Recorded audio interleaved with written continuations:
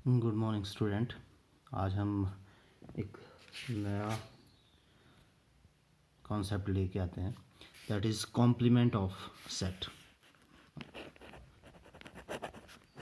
Complement of A set ना, एक complement है क्या चीज़, वो समझने के लिए हम लेते हैं पहले कि लेट डेफिनेशंस बता देता हूँ मैं आपको।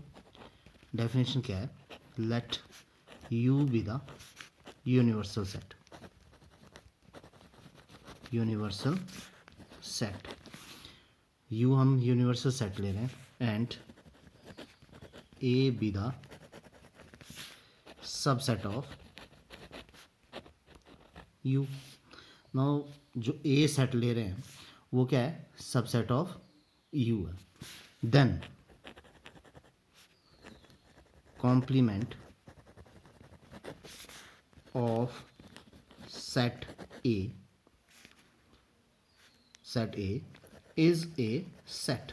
अगेन क्या होगा? जो कॉम्प्लीमेंट होगा ए सेट का, ठीक है, इस ए सेट का कॉम्प्लीमेंट होगा वो अगेन क्या होगा? एक सेट होगा, ठीक है। अब ये सेट कौन सा होगा?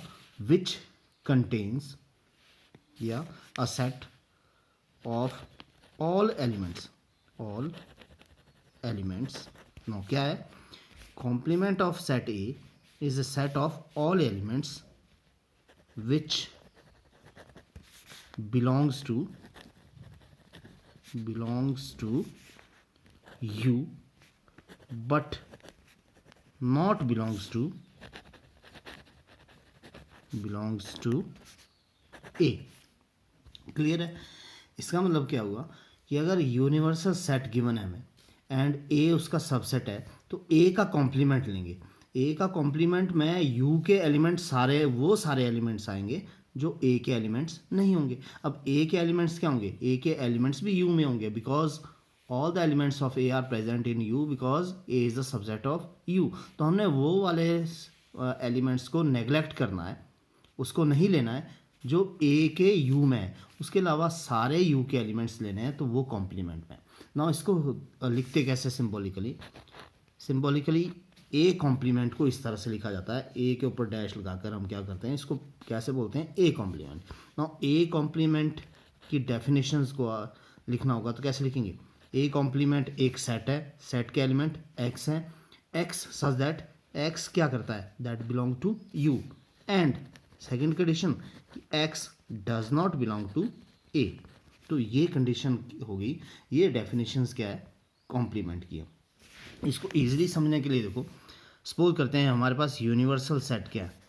1 2 3 4 5 6 7 8 9 10, ये एक यूनिवर्सल सेट है एंड एक सेट ए गिवन है दैट इज 3 4 6 7, ये एक सेट गिवन है ना। Complement of A dash, A dash क्या होंगे? इसके सारे एलिमेंट्स होंगे बट जो ये एलिमेंट्स नहीं होंगे उसमें, ठीक है। इसका मतलब इन एलिमेंट्स को छोड़ के बाकी सारे एलिमेंट्स, जैसे 1 2 और 3 ए में है, इसको नहीं लेंगे, 4 ए में, देन 5 6 7 ए में, देन 8 9 एंड 10। तो कॉम्प्लीमेंट फाइंड आउट करना very easy to find out, ठीक है। अब इसी को हम वेन डायग्राम से कैसे शो करेंगे? देखो, Venn diagram form complement. Venn diagram universal set को शो करना है तो यूनिवर्सल सेट क्या होगा? That is shown by a rectangle and A set given है, सब सेट है तो इसके अंदर होगा, ये ए सेट है। नाउ कॉम्प्लीमेंट ए कहाँ है? हमने क्या बोला कि ये यू सेट है, कॉम्प्लीमेंट ए इसके अंदर के जो एलिमेंट्स है वो नहीं आएंगे, यू के एलिमेंट्स आएंगे। तो यू में तो ये वाले एलिमेंट्स पे, इसका मतलब जो ये पोर्शन है इस सर्कल से बाहर का, वो क्या शो कर रहा है? वो शो कर रहा है ए डैश, और इट इज़ ए डैश। तो ये शेडेड पोर्शन है, जो सर्कल के अंदर का ए सेट है वो इसमें इंक्लूड नहीं होगा। तो ये Venn diagram representation of complement of A set. ना कुछ लॉज है या प्रॉपर्टीज बोलेंगे, properties of complement of A set, complement of A set. नो क्या प्रॉपर्टी है? फर्स्ट, फर्स्ट को हम बोलते हैं कॉम्प्लीमेंट लॉ, ठीक है। कॉम्प्लीमेंट लॉ में क्या है, that is A union A dash. अगर हम ए और उसका ए डैश का यूनियन लेते हैं that is equal to U. ना कैसे, ये वेन डायग्राम से भी शो हो रहा है, देखो ए के एलिमेंट्स यहाँ आ रहे हैं, ए डैश के एलिमेंट्स यहाँ आ रहे हैं, और दोनों का यूनियन मीन्स क्या होगा कि ए के एलिमेंट्स भी आएंगे यूनियन में और ए के भी आएंगे और ए डैश के भी आएंगे, तो दोनों मिला के क्या कर रहा है, यू आ रहा है। तो फर्स्ट प्रॉपर्टी आपने याद रखनी है। सेकेंड प्रॉपर्टी, और सेकेंड प्रॉपर्टी क्या है, A intersection A dash. Now हमने क्या लेना है कि ए और ए डैश का इंटरसेक्शन लेना है। ए ये आ रहा है, ठीक है, और ए डैश में ये शेडेड पोर्शन है। अब दोनों का intersection, intersection means common element. तो कॉमन क्यों, जो एलिमेंट्स ए डैश में है वो वाले एलिमेंट्स ए में नहीं होंगे और ए वाले एलिमेंट्स ए डैश में नहीं होंगे, तो इसका मतलब कॉमन क्या है, दैट इज 5। तो intersection of set and its complement is always equal to null set, that is 5। Now second law, ये तो फर्स्ट पार्ट था इसका प्रॉपर्टी का। सेकंड क्या है, जिसको ये कॉम्प्लीमेंट लॉज बोलते हैं इनको, ठीक है, यूनियन एंड इंटरसेक्शन में। देन डी मॉर्गन लॉ, ये आपको बहुत ही ज़्यादा काम आएगा, डी मॉर्गन्स लॉ। और डी मॉर्गन्स लॉ के भी 2 पार्ट्स है। फर्स्ट पार्ट में A union B and whole complement, मतलब क्या है कि पहले हम ए और बी का यूनियन फाइंड आउट करेंगे, देन उसका कॉम्प्लीमेंट लेंगे, जहाँ पर ए एंड बी क्या होंगे, सबसेट ऑफ यू होगा, ठीक है। कॉम्प्लीमेंट लिया दैट इज इक्वल टू क्या होगा, इंडिविजुअल कॉम्प्लीमेंट लेकर इंटरसेक्शन हो जाएगा, यानी पहले यूनियन लो और फिर कॉम्प्लीमेंट लो, वो इक्वल टू किसके होगा, पहले दोनों का अलग अलग कॉम्प्लीमेंट लो फिर उसके बाद इंटरसेक्शन करो। तो ये डी मॉर्गन लॉ है। डी मॉर्गन लॉ की सेकंड प्रॉपर्टी क्या है, that is A intersection B. अब हम क्या कर रहे हैं, दोनों का पहले इंटरसेक्शन ले रहे हैं फिर कॉम्प्लीमेंट ले रहे हैं, दैट इज इक्वल टू, अब क्या हो जाएगा, अगर इंडिविजुअल दोनों का कॉम्प्लीमेंट लेते हैं फिर उसका यूनियन करेंगे, ये दोनों क्या होते हैं, इक्वल्स होते हैं, तो इसको डी मॉर्गन्स लॉ बोलते हैं। A union B complement is equal to A complement intersection B complement, and A intersection B complement is equal to A complement union B complement. तो इस प्रॉपर्टी का यूज़ बहुत ही ज़्यादा यूज़ करते हैं हम सेट्स में भी एंड अदर ब्रांचेज में भी डी मॉर्गन लॉ का यूज़ करते हैं। नेक्स्ट थर्ड प्रॉपर्टी, जिसको हम क्या बोलते हैं, law of double complementation, not double complementation, double complementation. देखो इसको समझना, क्या डबल कॉम्प्लीमेंटेशन, कि अगर हमने किसी सेट का कॉम्प्लीमेंट लिया अगेन उसका एक कॉम्प्लीमेंट ले लिया, तो डबल 2 बार कॉम्प्लीमेंट ले रहे हैं, complement of A and again complement of A dash, तो इसको हम बोलेंगे कॉम्प्लीमेंट ऑफ ए, ठीक है। That is equal to A dash dash is equal to set A itself होता है। चेक करते हैं, देखो हम क्या करते हैं, ए का कॉम्प्लीमेंट ए डैश आ गया, ये वेन डायग्राम के द्वारा शो करें।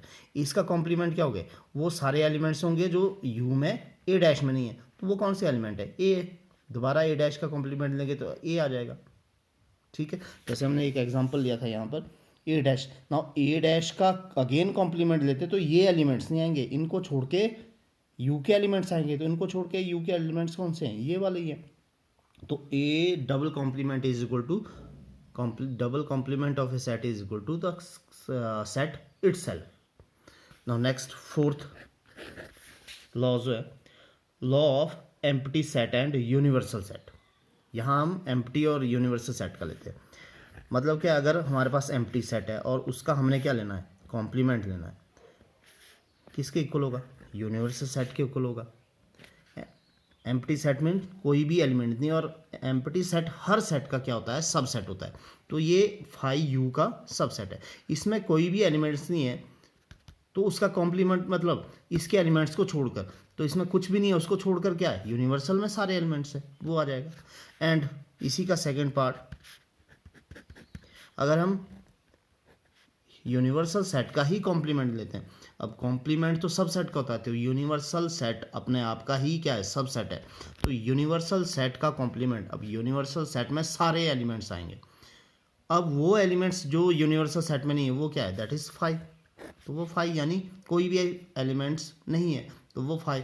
तो complement of 5 is equal to universal set and complement of universal set is equal to 5। ये कुछ प्रॉपर्टीज़ है जो आपने कॉम्प्लीमेंट्स के बारे में ध्यान में रखनी है। इन प्रॉपर्टी को याद करना है, आपने रिमेंबर करना है। नेक्स्ट हम शिफ्ट करते हैं एक्सरसाइज 1.5। नाउ 1.5 में question number 1, let u is equal to, एक सेट है जिसमें एलिमेंट्स है 1 2 3 4 5 6 7 8 एंड 9, ये एलिमेंट्स है। अनदर सेट ए में एलिमेंट्स है 1 2 3 एंड 4 एंड एक set B also given which has elements 2 4 6 and 8 and third set C again given है। इस सेट के एलिमेंट है 3 4 5 एंड 6। अब हम क्या करेंगे, फर्स्ट फाइंड आउट करना हमने, find out number 1, we have to find out A dash, complement of A dash. Now A dash का कॉम्प्लीमेंट क्या आएगा, इजी, ए के एलिमेंट्स नहीं आएंगे, इसको छोड़कर यू के एलिमेंट्स सारे आ जाएंगे। तो 1 2 3 4 नहीं आएगा, उसके बाद 5 6 7 8 9, देन 5 6 7 8 9। नाउ इजी, ठीक है। Second we have to find out B complement, B dash. B dash में भी क्या होगा कि बी के एलिमेंट्स नहीं आएंगे, बी के एलिमेंट्स को छोड़कर यू के सारे एलिमेंट्स आएंगे, यानी 1 2 यहाँ पर है तो 3 4 भी है, 5 नहीं है, 6 है, 7 नहीं है, 8 है, 9 नहीं है। तो ये भी कॉम्प्लीमेंट आ गया। नाउ हमने फाइंड आउट करना है थर्ड में, A union C then complement. Now यहाँ ध्यान से समझना कि जब भी ब्रैकेट दिया हो तो जो पहले ब्रैकेट के अंदर है उसको सॉल्व करना होता है हमने, ठीक है। तो हमने कॉम्प्लीमेंट बाद में निकालना, पहले हम A union C find out करेंगे, ए यूनियन सी। और ए यूनियन सी क्या होता है, ए के सेट एलिमेंट्स लिखते हैं 1 2 3 4, यूनियन सी के एलिमेंट्स लिख लेते हैं 3 4 5 6, 3 4 5 एंड 6। नाउ यूनियन क्या होगा, इन दोनों के सारे एलिमेंट्स आएंगे, जो रिपीट कर रहा है वो उसको एक बार ही लिखेंगे, 1 2 3 4, ए के एलिमेंट्स लिख लिए। नाउ बी के लिखते हैं, सी के लिखते हैं, 3 4 ऑलरेडी आ गया तो 5 6, जो कॉमन है उसको एक बार ही लेंगे यूनियन में।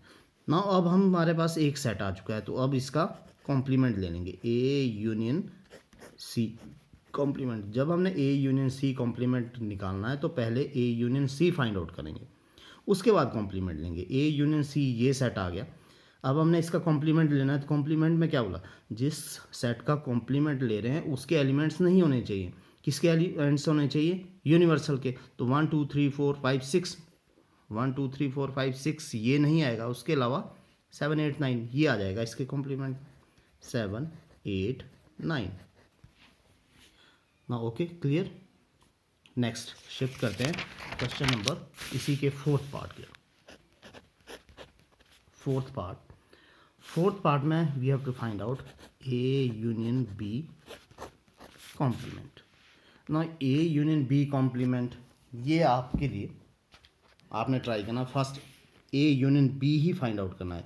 ए यूनियन बी लिखेंगे पहले, ए यूनियन बी, और यहाँ पर सेट लिखेंगे, उसके बाद ए यूनियन बी में सेट आ जाएगा, उस सेट का फिर कॉम्प्लीमेंट शो करेंगे आगे, फिर उसके बाद क्या यहाँ आ जाएगा, उसके बाद क्या शो करेंगे, ए यूनियन बी कॉम्प्लीमेंट आपने फाइंड आउट करना है।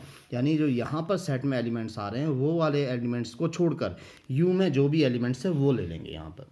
तो ये पोर्शन आपके लिए fourth. Now fifth we have to find out A complement then complement. Again देखो, फर्स्ट ऑफ ऑल हम क्या करेंगे, ए कॉम्प्लीमेंट फाइंड आउट करेंगे। ए कॉम्प्लीमेंट में क्या आएगा, जो फर्स्ट पार्ट किया हमने, ए कॉम्प्लीमेंट में ए के एलिमेंट्स को छोड़कर यू के एलिमेंट्स आएंगे, वो क्या है 5 6 7 8 9। 5 6 7 8 9। अब लिख लेते हैं इसको 5 6 7 8 9। अब उसके बाद क्या करेंगे, इसका कॉम्प्लीमेंट निकालेंगे, कॉम्प्लीमेंट ए डैश। नाउ इसमें वो एलिमेंट्स आएंगे जो इसके अलावा कहाँ है, यूनिवर्सल सेट में, यानी 5 6 7 8 9 नहीं आएगा। 5 6 7 8 9 ये नहीं आएंगे क्योंकि ऑलरेडी ए डैश में हमने क्या कौन से लिखने फिर यूनिवर्सल के 1 2 3 4, तो ये आगे 1 2 3 4। ना देखो ये जो एलिमेंट्स है 1 2 3 4 ये किसके एलिमेंट्स है, ए के एलिमेंट्स है। तो हमने एक प्रॉपर्टी भी की थी कि complement double complement of A set is equal to set itself.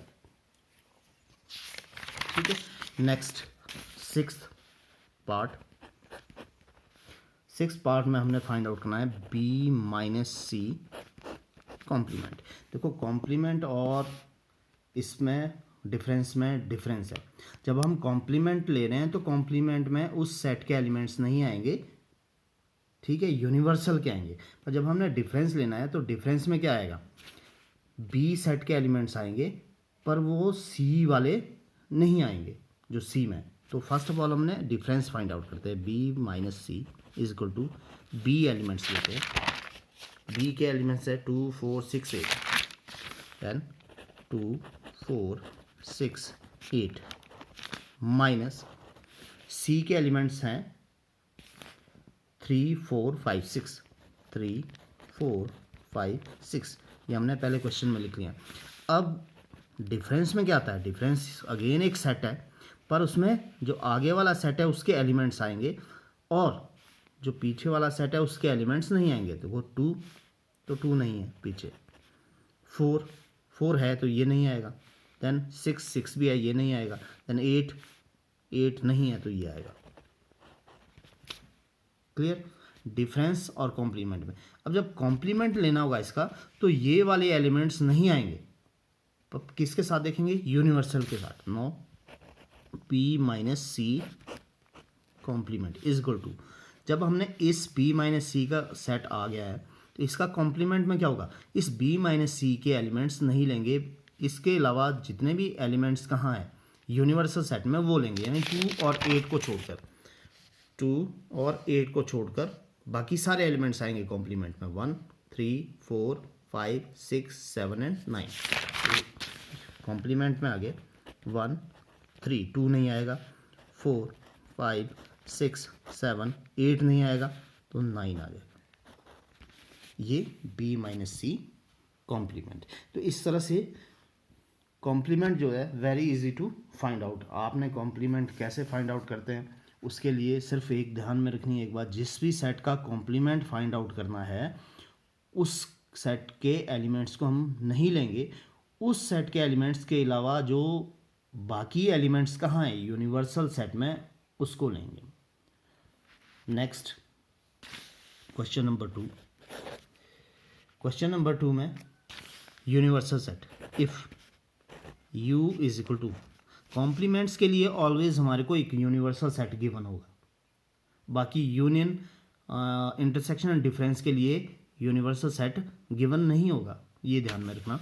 If u is equal to A B C D E F G H, A B C D E F G and H, ये elements है, और then find out the complement of the following set.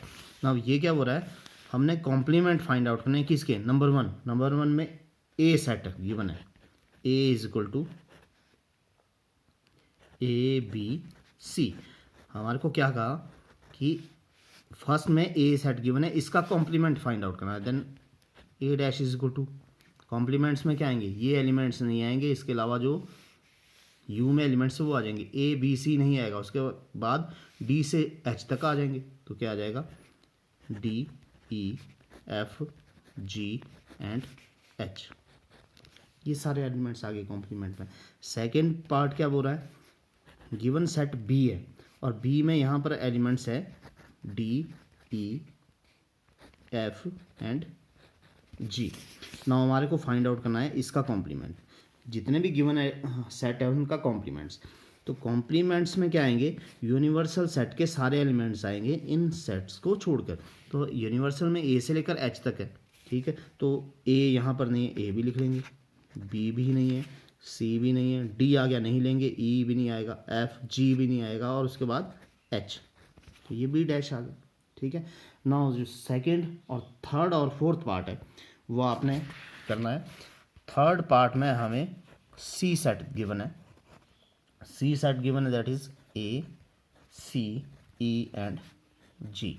आपने इसका complement find out करना है, मतलब ये इन elements को छोड़कर यू के एलिमेंट्स लिखने हैं आपने।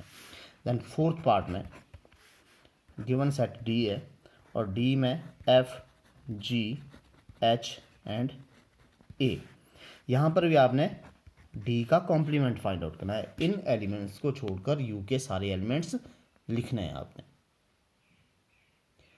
तो आई थिंक आप इजीली इन क्वेश्चंस को कर देंगे। ये क्वेश्चंस आपके लिए, आपने इन क्वेश्चंस को ट्राई करना है, लर्न करना है। अगर कोई प्रॉब्लम है तो मैंने पहले भी कहा है कि आप एसएमएस करके, मैसेज करके व्हाट्सएप पर पूछ सकते हैं कि इस जगह पे हमें क्या प्रॉब्लम आ रही है, तो मैं उसको एक्सप्लेन करूँगा।